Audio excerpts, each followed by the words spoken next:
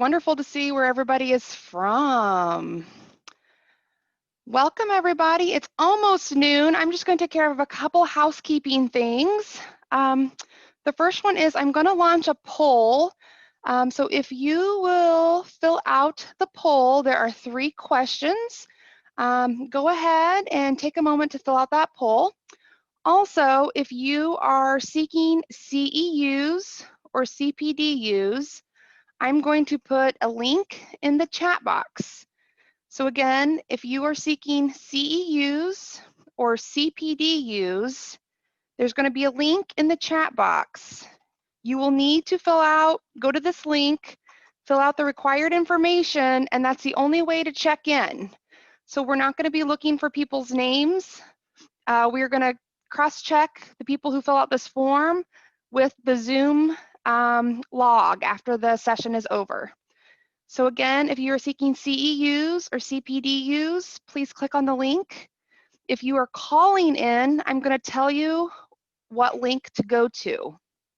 So again, if you're calling in and you want CEUs or CPDUs, open a web browser and go to go.illinois.edu/credits. And when you get to the last question that asks what Zoom name you're under or what phone number you're calling in from, that is a key piece here, because sometimes people come in under a first name and there might be multiple people with that first name. So we need to know that you were here, but that was what it was under. So please make sure to fill out that form. If you have any questions, you can private message myself, Chelsea Byers, or Emily Harmon. All right, I'm going to pass it over to our host for today, Lisa Peterson.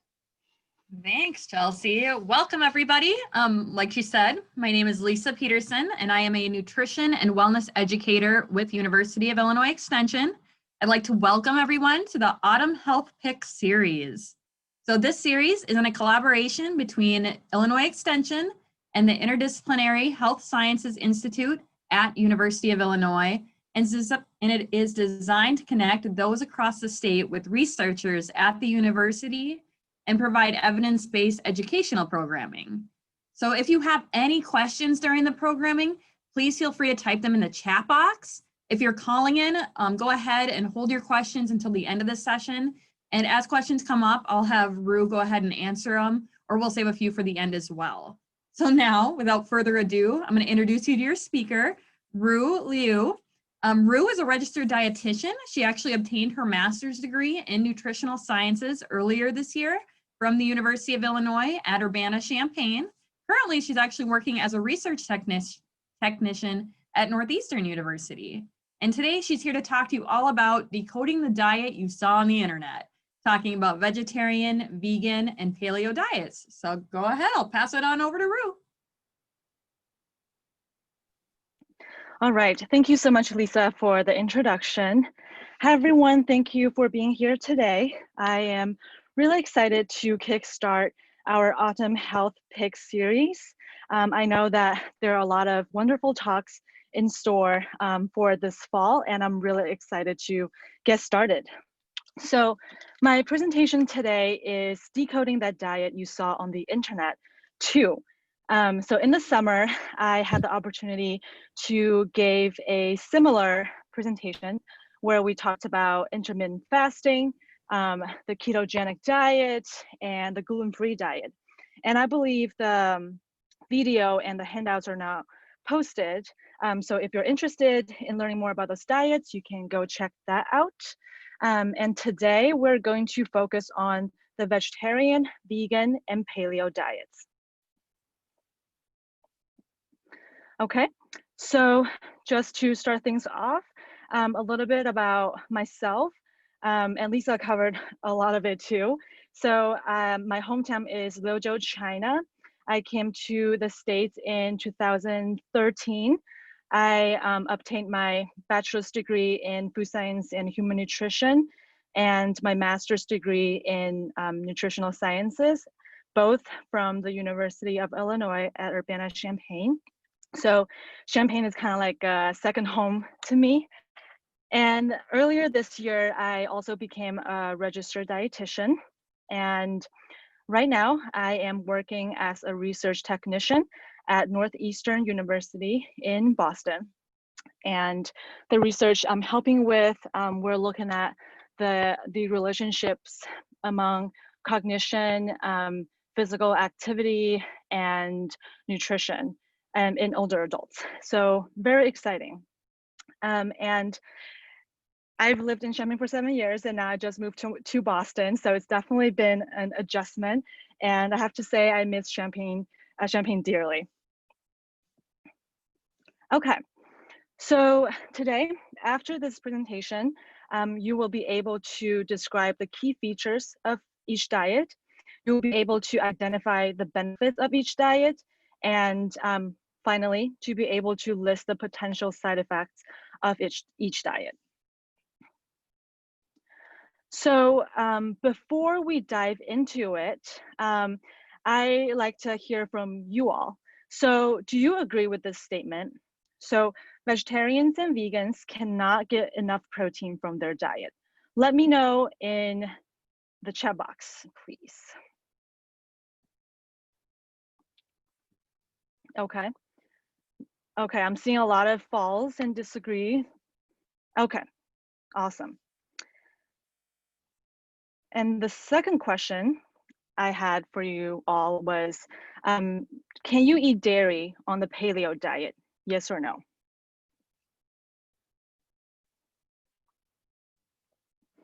Okay. Okay. All right. Thanks for engaging. Thanks for answering the questions. So we're going to go over both of the questions throughout the presentation. Okay. So first, we are going to talk about the vegetarian and vegan diet. And so what are those diets? Let's take a look at this table here. So one common feature of the vegan diet and the vegetarian diet is the exclusion of red meat and poultry and fish. And the vegan diet is the most restrictive of the four we're seeing here. So vegan diet excludes all animal products, so no eggs or dairy. And some strict vegans also exclude honey from their diet. And there are actually different kinds of vegetarian diets. So the first one, LactoVegetarian, they include eggs and dairy in their diet.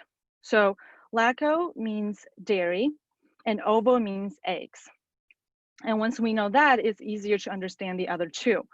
So the LactoVegetarian, they don't eat eggs, but they do include dairy.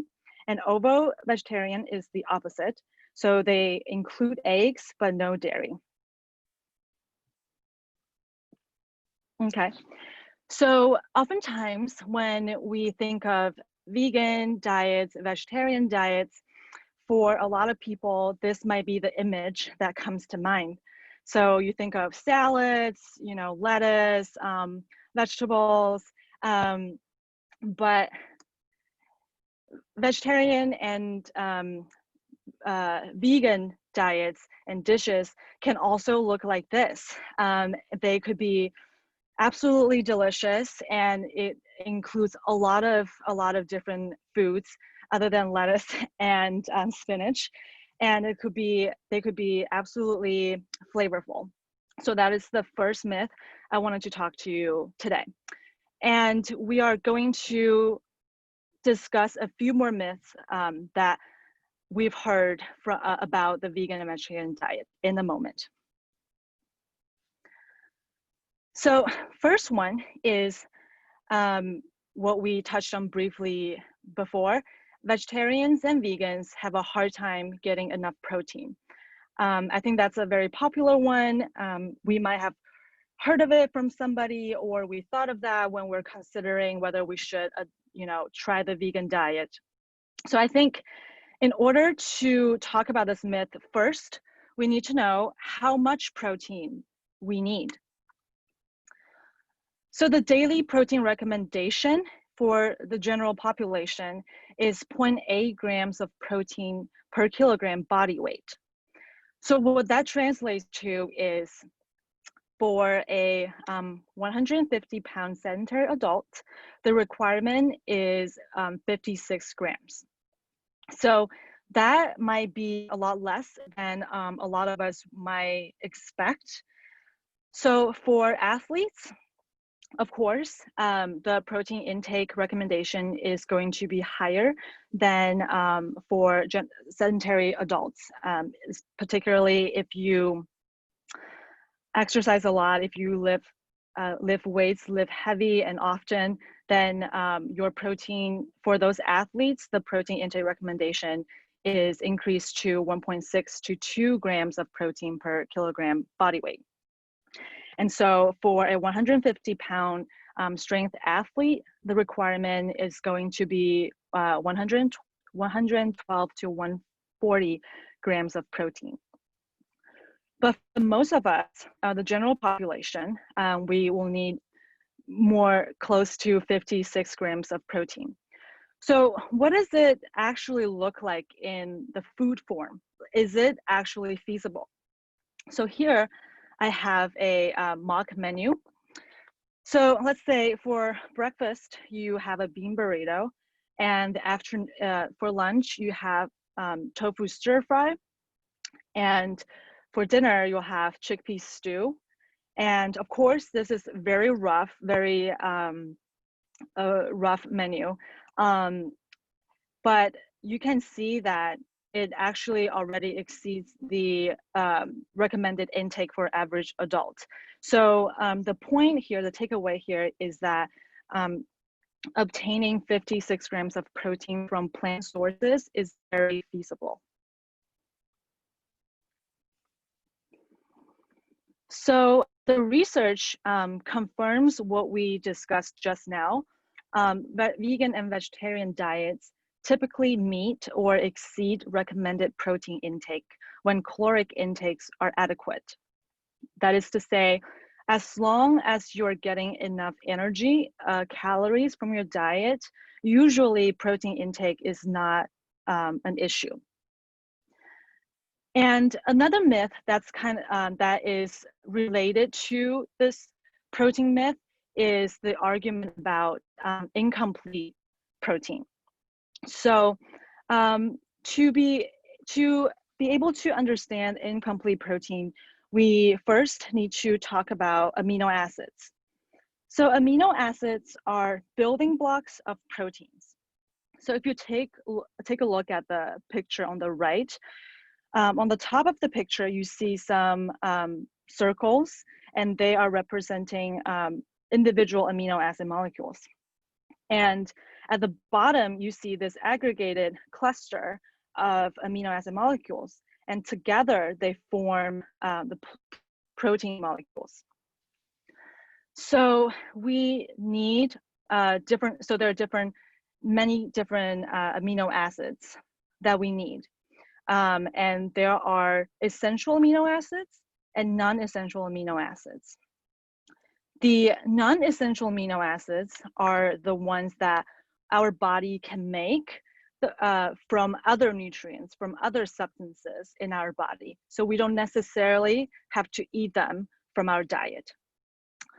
On the other hand, the essential amino acids, our body, we cannot make them. So we must obtain them from our diet. And so there are 9 essential amino acids. And when we look at the animal proteins, they have all 9 essential amino acids. And that's why we call them complete protein sources.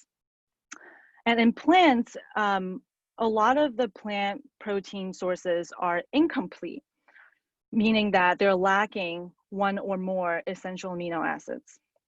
So for example, grains, they're lacking lysine and threonine, and nuts and seeds, they're also lacking lysine. But there are some complete protein sources in plants. For example, quinoa which can be used as rice. It has a nutty flavor that I personally really like. And soy is also a complete protein source. So with that being said, we used to think that in order to make sure that you're getting all the essential amino acids, when you eat those plants that are not complete, you need to eat complementary protein sources at the same meal.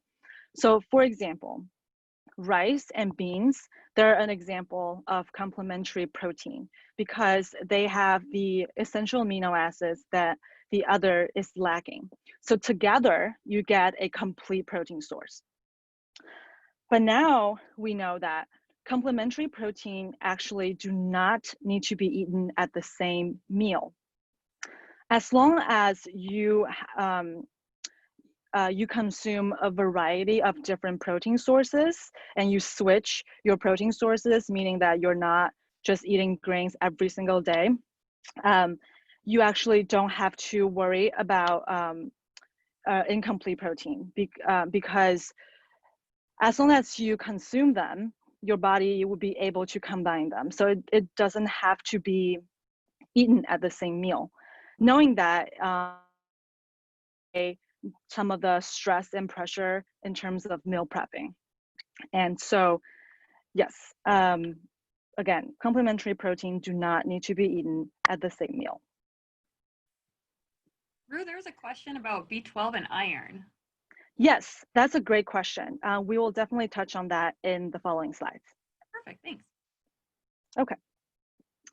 So in conclusion, vegan and vegetarians have a hard time getting enough protein is a myth. And here are the amino acids that we talked about. And it's just for your knowledge to see that, you know, there are 9 essential amino acids, and I'm not going into the conditional non-essential amino acids, but basically it means that they are non-essential unless in the times of illness or stress. Okay, so moving on to the next myth. So to build strong bones, you must include dairy in your diet. And I think that we have this association between milk and strong bones kind of ingrained in our brains. Maybe we just heard that growing up and from the marketing and advertisements. And but I think in order to dissect this myth, first, we need to know what gives us strong bones. So the first thing comes to mind for a lot of people would be calcium. And that is absolutely correct. However, there are also other nutrients and other non-nutrition related factors that are very important for bone health. So in addition to calcium, there's also vitamin D, vitamin K, vitamin C, magnesium, and many other nutrients that are also important, but for the purpose of this presentation, I can't list all of them here. In addition to nutrition, there are also other things like strength training, tobacco and alcohol use, your genetics, and your hormone levels. Those are all important factors for your bone health. So just to discuss a few nutrients that are important for bone health. So calcium, we know that it's essential for bone building and acts as a reservoir of calcium. So calcium, what that means is that calcium is not only in your bones and your teeth, it's also needed. No, smoking does not give strong bones. Smoking is not good, it's bad for your bone health. It's the opposite way. Thanks for the question. So calcium, is also needed in your circulation. And so when your circulation needs more calcium, your body is taking calcium from your bones. So it's important to have calcium, to have strong bones. So when your body needs it, you don't get into a deficiency. And vitamin D is also very important because it aids calcium absorption. So if you consume enough calcium, but you're deficient in vitamin D, the calcium that you consumed is not going to be properly absorbed. So vitamin D is very important. And vitamin K also, it works with calcium together. And vitamin K levels are associated with higher bone density. And those nutrients can be found in milk, dairy, but they can also be found in plants. So calcium, you can find it in soy, beans, peas, lentils. Vitamin D is harder to obtain from food sources, especially plant sources. But now there are some mushrooms that are UV light treated, and so they contain vitamin D. And vitamin D is also fortified in many products like orange juice and cereal. And vitamin K, you can find it in many different kinds of vegetables like Brussels sprouts, cabbage, kale, broccoli, and spinach, and many others. So now let's take a look at the research. So a meta-analysis in 2009 found vegetarians and vegans have 4.6% lower bone mineral density than omnivores. So we care about the bone mineral density. One of the reasons is because low bone density is associated with a higher risk for fractures and osteoporosis. So knowing that, another study from Oxford in 2007 found no difference in fracture risk among subjects with adequate calcium intake. And going along with the second finding, another study found when calcium, calorie, and protein intake are adequate, individuals following plant-based diets do not present higher risk for fractures or osteoporosis. So the takeaway from the research presented here is that as long as you're getting enough calcium and, well, a calorie and protein, there's actually no difference in the fracture risk among vegans, vegetarians, or omnivores. So what matters is not the milk, right? It's the nutrients that are packed in milk. And like we discussed, you can find those nutrients in plant sources as well. So, and in the same sense, just because you include dairy in your diet doesn't mean that you will not get osteoporosis. It's the same idea. What we want is to get enough of the nutrients. And so here there are, it shows many sources for calcium in plant foods. Okay. Like in the previous slide, we talk about when calcium, calorie, and protein intakes are adequate. So here in the next slide, I attached links for you to estimate your calorie needs, your calcium needs based on your age, and the calorie needs also based on your gender and physical activity level. And protein needs we discussed already in the previous slides.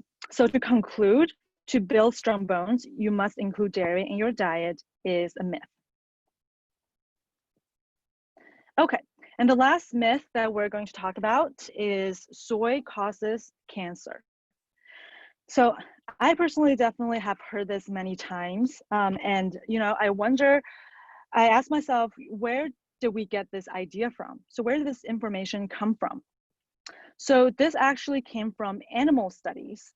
So in some animal studies, rodents like mice and rats that were exposed to high doses of isoflavones, which is a substance found in soy, they showed an increased risk of breast cancer. And so isoflavones are similar to estrogen, which is a hormone in our body, and increased estrogen is linked to breast cancer. However, it's important, very important to know, not just on the topic of soy and cancer, but in general, the results from animal studies cannot be directly transferred to humans. It doesn't directly apply to humans. So rodents process soy differently from people. And what's more important to know is that the dosage in the animal studies are much larger than in human diet. So in the studies, isoflavone supplements were used, which is a very concentrated source of isoflavones. Versus when we consume isoflavones, in soy, isoflavone is just one of the substances that are packed in soy. And it will be very, very, very difficult for a human to consume the equivalent of amount of isoflavone as used in those studies. And lastly, isoflavones, even though they're similar to estrogen, they are not the same as estrogen. So again, it cannot be directly translated to that conclusion. So there's actually no evidence suggesting soy consumption leads to an increased risk for cancer in humans. And in fact, many studies show protective effect of soy intake on cancer risk. This systematic review and meta-analysis published in 2017 was actually conducted by researchers at right here, the University of Illinois at Urbana-Champaign, led by Dr. Ehrman. They found that soy consumption is associated with decreased prostate cancer risk. And epidemiological studies also showed a reduced risk of breast cancer in populations with high dietary soy intake. So we can conclude that soy causes cancer is a myth. So before I move on, I would like to highlight some benefits of plant-based diets. And there are many research studies conducted on this topic. Due to the restraint of time, I'm just going to give you a summary on some of the diseases. So first, obesity. Studies consistently show that vegetarians and vegans have a lower BMI than omnivores in all age groups. And diabetes. So type 2 diabetes risk is strongly linked with obesity. And vegetarians and vegans showed a lower risk of type 2 diabetes independent of BMI. And lastly, heart health. We found that lower LDL, which is the bad kind of cholesterol, in vegetarians and vegans, the lower LDL in vegans and vegetarians, and lower incidence of congestive heart disease. Again, this is just a very brief summary. And on the other hand, there are some possible deficiencies. So vitamin B12, first, it helps us make red blood cells, nerves, DNA, and has many other important functions in our body. And we can find vitamin B12 in animal products like meat, eggs, poultry, and dairy. Unfortunately, it is not in plants naturally. It is fortified in grains, plant milks, and you can also take it as a supplement. And that is what's recommended, especially for vegans.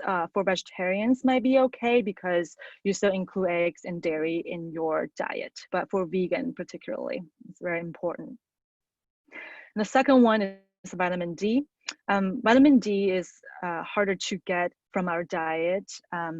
So it is in fatty fish like trout, salmon, sardines, also eggs and beef liver. And like we said before, some of the mushrooms that were UV light exposed contain vitamin D and some fortified products. And I saw someone mention this in the chat box, that you can get vitamin D from sunlight, and that is absolutely correct. Our body, our skin can make vitamin D from sunlight exposure. But it's important to know that if you reside in a region that doesn't get much sun exposure throughout the year, you might want to pay close attention to your vitamin D level. Especially if you just stay at home, stay inside for most of the time, you might want to pay attention to your level. And, you know, like in Illinois, where winter seems to last 11 months a year, we might want to take a look at our vitamin D level. And lastly, iron. While many vegetables and fruits contain iron, it is less easily absorbed compared to iron from animal sources. So there are actually two different forms of iron, but we can combat that by pairing it with a vitamin C source to increase the absorption. So if you eat iron source, maybe pair that with a glass of orange juice or eat an orange, then that could help with the absorption. About deficiencies is that these deficiencies are common in omnivores as well. So they're not exclusive just to vegans. You can still be vitamin B12 deficient, vitamin D deficient, iron deficient, even if you include meat and dairy in your diet. And lastly, not all vegan diets look the same. So sometimes when we think of vegan diets, we associate it with a healthy diet. So it would look something like this. But in reality, a vegan diet can also look like this. All of the products here are vegan.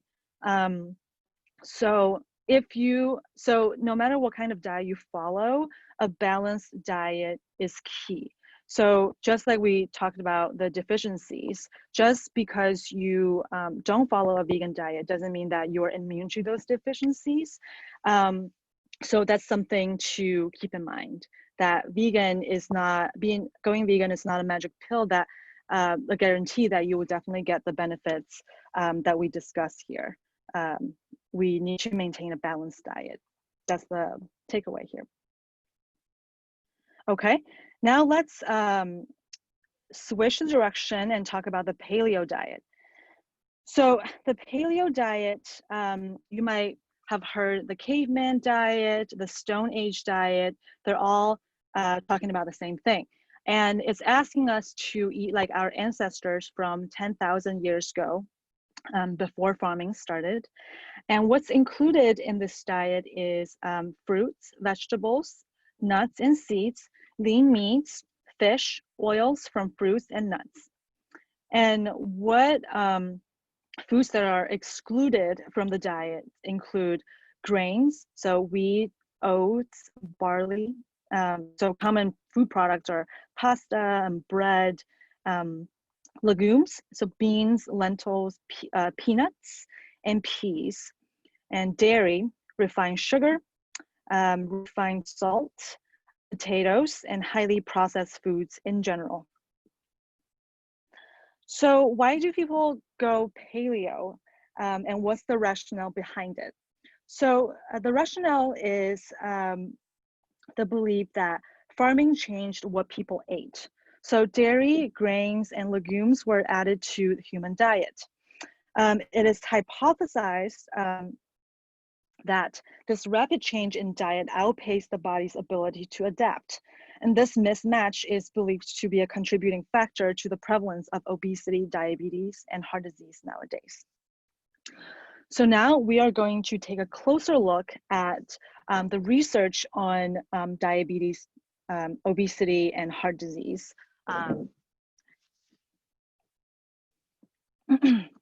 Okay, so first, research on paleo diet and weight loss. Long-term large clinical trials are lacking, and it is true for the research on diabetes and heart health as well. A systematic review and meta-analysis published last year found a loss of 3.52 kilograms in mean weight loss compared to the control diets.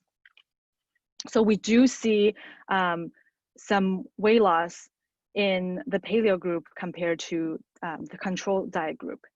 And just to give you some more context of this systematic review, which is a way to look at multiple studies on this topic together. So the largest study included had 44 participants, which is not a very big sample size. And we paid attention to the sample size because studies with larger sample size, the results are more able to be generalized. And the duration is also important, especially in terms of nutrition studies, because we want to see the long-term effects, right? We don't want to just follow a diet for a month and then see the effects, but if it doesn't work in a year, it might not be ideal. So the duration range from 2 weeks to 24 months for the studies that are included in the review. And another review paper published a couple years before the first one found there was no difference in weight loss at 24 months compared to generalized caloric restriction. In other words, two groups, one is paleo diet and the other one is just by eating less calories. They actually had the same weight loss after 2 years. So what I'm seeing here is perhaps a lack of long-term weight loss maintenance following this diet. And so to conclude, we just don't know for sure. We still need more studies. And moving on to type 2 diabetes, a systematic review and meta-analysis published earlier this year found no difference in fasting glucose, insulin concentrations, and HbA1c values between paleo group and controlled diet group.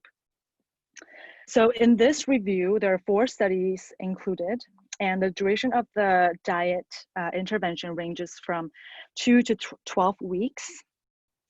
And the sample size here, notice that ranges from 13 to 32, which is definitely on the smaller side.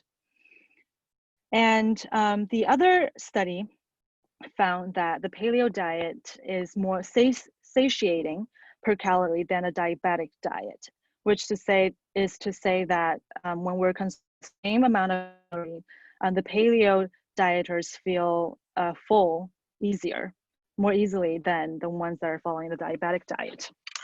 And in the same study, they also found more complaints from the participants that are following the paleo diet about the difficulty maintaining this diet.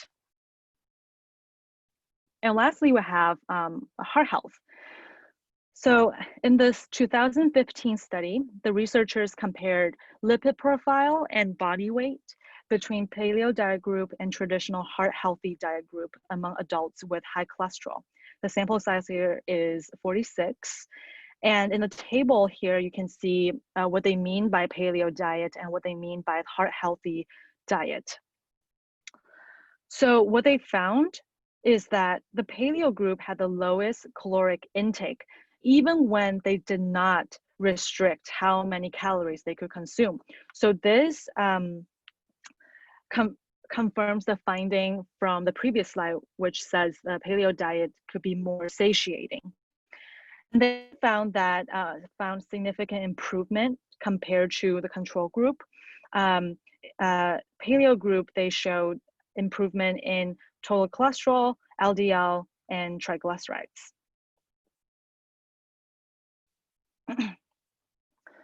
Another study looking at heart health and paleo diet published last year found that long-term consumption, for the previous study, the duration of the intervention was 4 months, just to give you a context.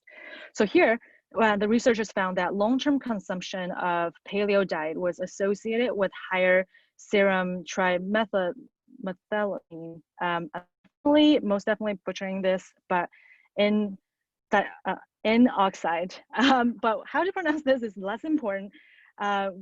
What's important is that to know what it does and what it means. So TMAO is a substance produced during digestion and metabolism, and it's been linked with red meat consumption. So 3 studies published in the Journal of American Medical Association have linked high levels of TMAO with a higher risk for heart disease and early death from any cause. So that includes heart attack, stroke, heart failure, chronic kidney disease. So just to wrap up on the implications on health following a paleo diet, the bottom line is we need more studies. We need longer studies and studies that include more people, a diverse sample to say anything concrete. Right now, we just don't know for sure. So we need more research on this diet. And to summary, there are some upsides and some downsides of the paleo diet. So on one hand, it encourages high vegetable and fruit intake, reduced refined carbohydrate intake, and reduced processed food intake, which are all elements of a healthy diet. And the downsides are, first, it can be expensive. Like we went over earlier, it really discourages processed food intake. But nowadays, we no longer hunt for our food. We go to grocery stores and we buy them. And there are a lot of processed foods that we buy only on a daily basis. And they tend to be cheaper than fresh produce and fresh meats. And so following this diet could be expensive. And the health concerns of high red meat intake could be a concern for your heart, like discussed in the previous slide. And it also excludes grains and legumes, which are great fiber sources. And fiber is important for our health, particularly our gut health. And lastly, it's reported that it could be hard to implement and maintain.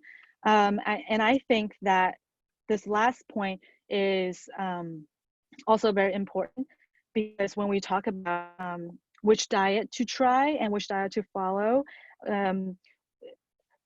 we need to think about whether we can maintain it in the long term.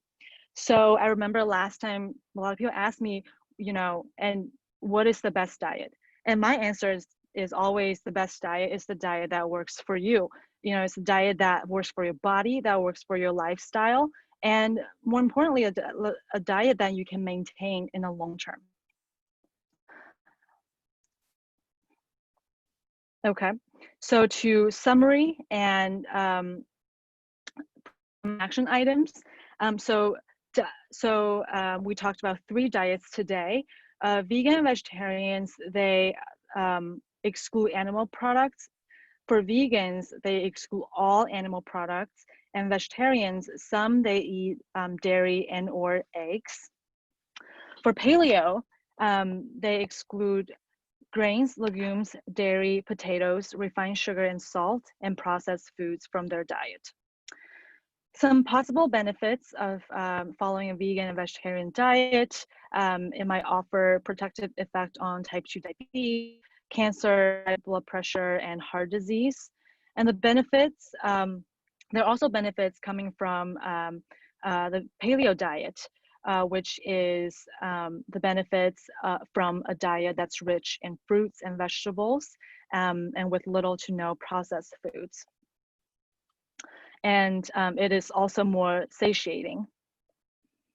And some of the possible side effects for vegan vegetarians, there might be some concerns on vitamin B, D, and iron deficiencies.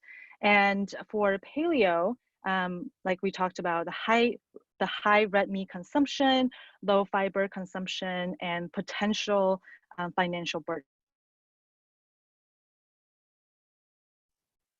Okay, so here I included some resources. First, I included some vegan and plant-based recipe websites. On those websites, you can definitely find recipes that are not salads, but also many delicious salad recipes as well. And second, there's a tech talk about the paleo diet. by a Harvard professor. She goes to more in depth on the paleo diet. And if you're interested, I highly encourage you to take a look. And then lastly, my plate is supported by the USDA, and it's a tool to it's a tool for healthy eating, to plan your plate in order to maintain a balanced diet, and also included some tips for vegetarians and how to make my plate vegetarian. And here on the right, there are some tips on how to make this my plate vegan. And you can see that that vitamin B12 is also highlighted here. And on the right, on the left, and there is a paleo diet pyramid, which is similar to my plate, acting as a guideline on how to eat following a paleo diet.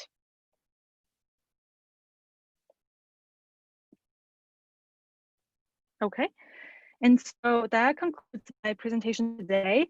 Next week, we have a presentation titled Taste the Rainbow, a brief overview of carotenoids in your diet, body, and life, presented by my former lab mate, Corinne Cannavale. She's a neuroscience PhD student at the URFI right now, and I am really excited for the presentation next week. And finally, thank you so much for being here and listening and engaging. And please use this QR code to complete the survey. And I will be happy to take any questions. All right. Well, thank you for everyone who asked questions too. I've got quite a few for you here on a list, Ru. Starting out, one of the questions was asked about when you were talking about protein recommendations. Is that per day? So that 0.8 grams of protein per kilograms, is that total per day or is that per meal? Yes, that is a good question, and apologize for the confusion. It is per day. All right, thank you. And another one we got asked was whole foods, are they the same as plant foods?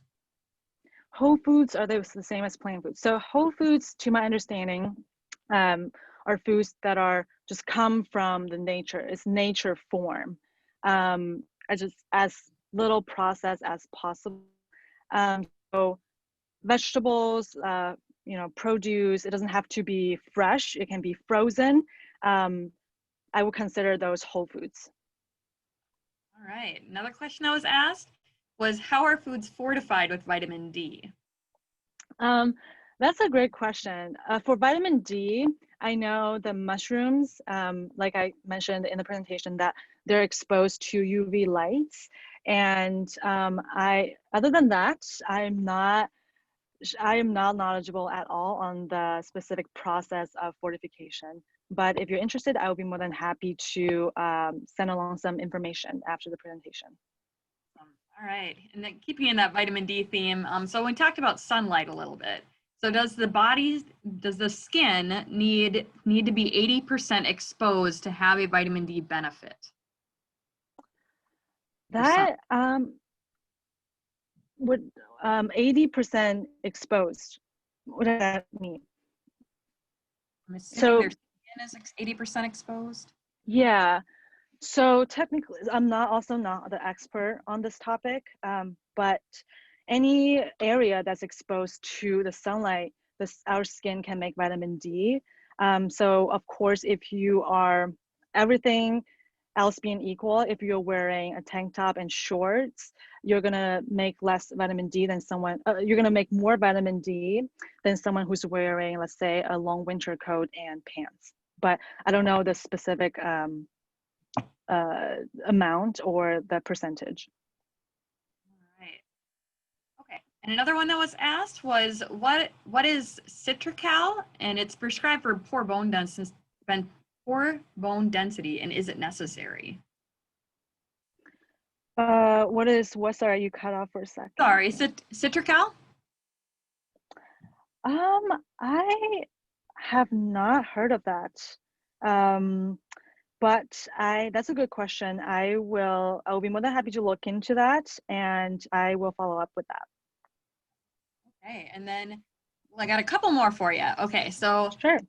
Is there a difference between intake of commercially processed meats and wild caught or grass-fed or free-range meat sources? So I think that's another kind of a hot topic, whether it's kind of like the argument of we buy organic food. I think that is an ongoing argument, and to my knowledge, there are some minimal differences in nutrition content between grass-fed and like farm-raised, for example, cows. It's easy, it does make sense, right? Because our body composition is going to be different as humans based on what we eat. So if the animals have a diet, I imagine their body composition will be slightly different. But whether this difference is significant enough to have a clinical impact, that is unclear right now. What we do know is that the grass-fed meats or the free-range eggs, they're definitely more expensive. And so from a financial standpoint, it might be better, it might be, it will be cheaper to get the regular ones. So the short answer is that we don't know if the differences would make a significant impact on our health yet. Right. Okay, and there's a question about soy. So I've heard that humans have trouble processing unfermented soy because of the anti-nutrients in soy. What are your thoughts on this? Yeah, I have heard of this. Again, I'm not the expert on this. My thoughts, I would say that it might not be significant. Again, I'm not an expert on this. I haven't done much research on this, but just from my research on soy and health in general in preparation for this presentation and throughout my studies, I didn't see any clinical significance coming from talking about the anti-nutrients in soy. This is a good question too. Is potassium good for bone density? Yes, potassium is another nutrient that is very important, working with calcium for bone health. So definitely. Alrighty. Okay, and this one just came in. Is there any good to eat just the egg white because of cholesterol? Hot topic. Yeah, it is. So yes, so egg yolk is really high in cholesterol. And we used to think that the dietary cholesterol, the cholesterol that we eat from our diet, would be converted, translated into the cholesterols in our circulation. But now we actually know that it's not entirely true. It doesn't just convert directly like that. And so what would have a bigger impact on your serum cholesterol is actually the saturated fat in your diet rather than the cholesterol.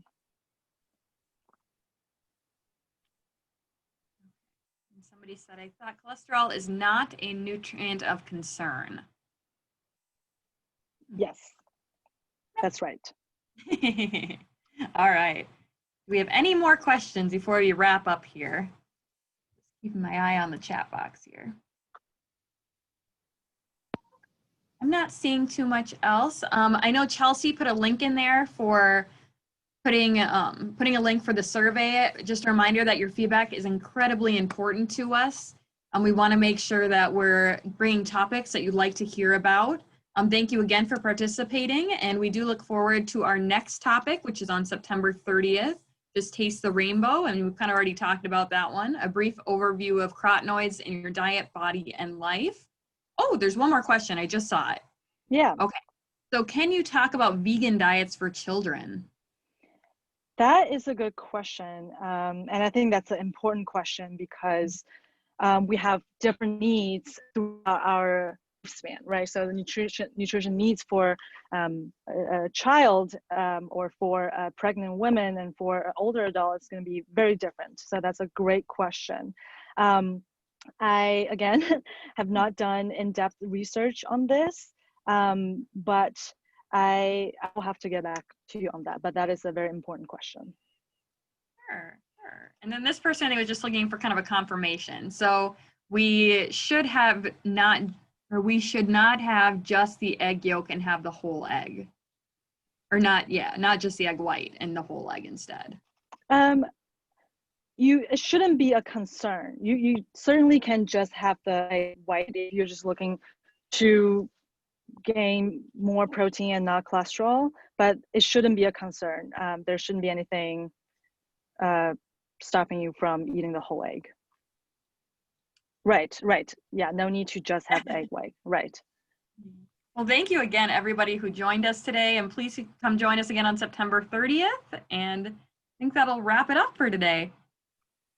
Thank you, everybody, for joining. Right. And just a reminder, make sure everybody filled out the form for CEUs or CPDUs if you are here and we're hoping to receive professional credits for today's presentation. We hope you will join us next week. Thank you, everyone, and have a great week.